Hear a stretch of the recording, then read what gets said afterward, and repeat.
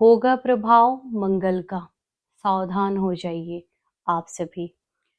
परिणीपात, आज मैं बताऊंगी 2025 में जो 2025 हमारा वर्ष आने वाला है, वो पूरा ही वर्ष मंगल देव के अधीन होगा। क्योंकि मंगल देव होते हैं सेनापति। सेनापति आएंगे तो अपने जितने भी नियम है आप सभी पे जरूर डालेंगे।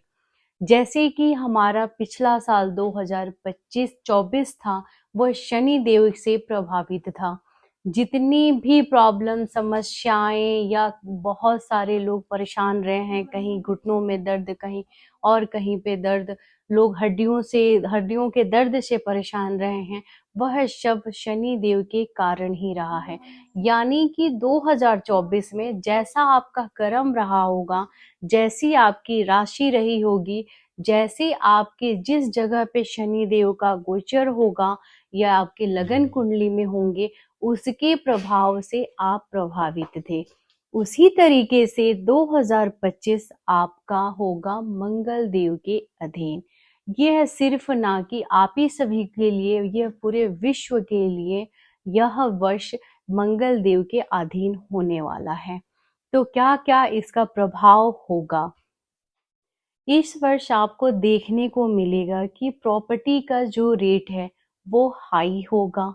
मांगलिक कार्य हर जगहों पे होंगे, लेकिन साथ में वाद विवाद, लड़ाई झगड़े भी होंगे। जैसे कि कहीं पे आग लग जाना, ये भी होगा। मंगल देव जब आते हैं तो वो हाई ऊर्जा के साथ आते हैं। उनकी ऊर्जा बहुत ही पावरफुल होती है और जब भी वे वर्ष ईयर में आते हैं तो आग का लगना निश्चित होता है। लड़ाई झगड़ा, वाद विवाद, एक्सीडेंट होना, कहीं बेवजह झगड़ों में फंस के अपने टाइम को आप वेस्ट भी करेंगे, खराब करेंगे, वो सारी चीजें आपको बहुत ही नजर आएगी। जिन लोगों का मंगल उच्च का है, उनके में उनका पावर बिल्कुल ही हाई हो जाएगा, यानी ऊर्जा का प्रभाव बहुत ही अधिक होगा। वह उच्च का मंगल आपको बहुत सारी ऐसी कार्य भी सफलता की ओर दिलाएगा, आपको फलित भी करेगा। लेकिन उतना ही ऊर्जा होने के कारण आप वाद विवाद, लड़ाई झगड़ों में भी फंसेंगे। जिन लोगों का मंगल नीच का है, वो लोग तो परेशान होंगे।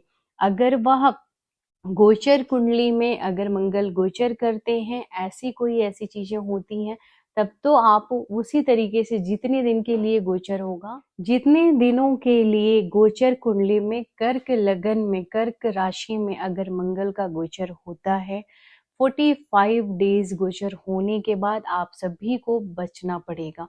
क्योंकि मंगल हाई एनर्जी है और जब यह आएंगे, गोचर करेंगे, तो आपके पावर को, आपकी बुद्धि को, आपके जो बुद्धि है उसको मन बुद्धि करके और उसको लो कर देंगे। ऐसे में भी आप वाद विवाद में भी फंस सकते हैं। ना चाह के भी आपको चोट लगती रहेंगी, परेशान होते रहेंगे। और इसका आपको बाद में वही सलूशन है कि आप मंगल देव का उपाय करिए, हनुमान जी की उपासना करिए। वैसे तो यह साल सभी लोगों के लिए हनुमान जी की उपासना का ही है।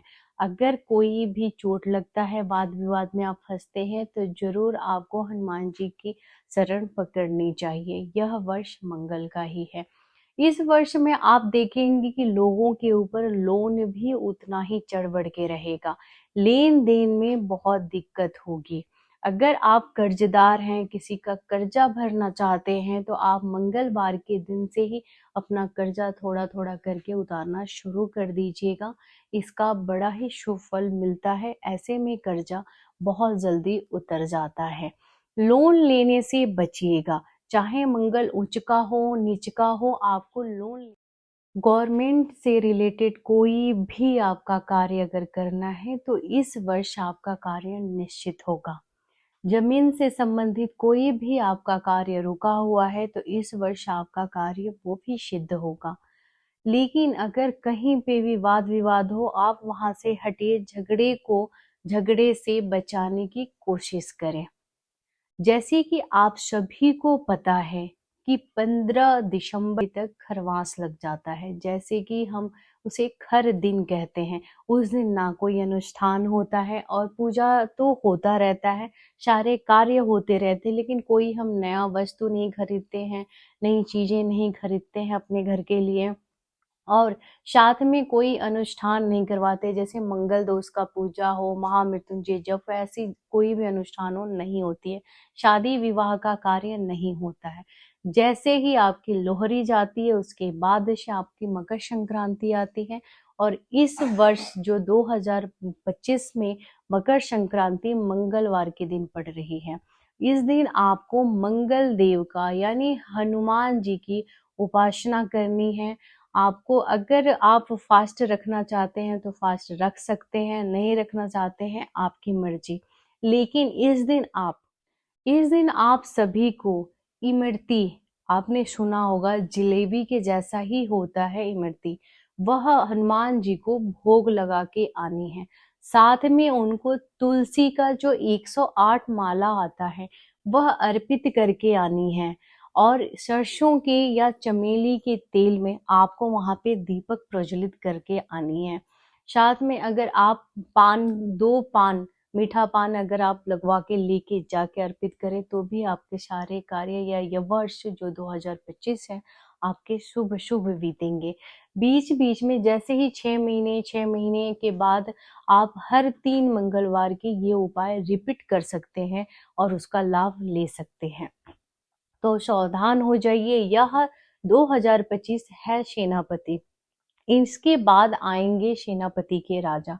उससे पहले, राजा के आने से पहले सेनापति अपने सारे कार्यवार्य को बहुत ही अच्छे से, बड़ी ही खूबी से, अच्छे से संभालेंगे। और आप सभी अगर सावधान नहीं हुए तो आप सभी को खामियाजा भी भुगतना पड़ेगा। इसलिए धर्म कर्म पूजा पाठ, अपने संबंधों को अच्छा बना के रखें, लेन देन भी अपने हिसाब किताब से रखें, उतना ही लें जितना आप दे पाएं। कर्ज ज्यादा चढ़ाने से अच्छा है कि आप कम में जीना सीखिए, और ज्यादा सोचना तब।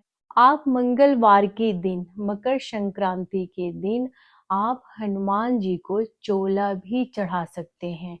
चोला, चमेली का तेल और सिंदूर जो हनुमान जी को अर्पित किया जाता है, आप ये भी अर्पित करके आए, तभी भी आपके लिए शुभ साबित होगा। तो ऐसा रहेगा हमारा 2025। इसमें आपको हर चीज को मेंटेन करके रखना है और संभल के रहना है। ड्राइव करते हैं संभल के करिए।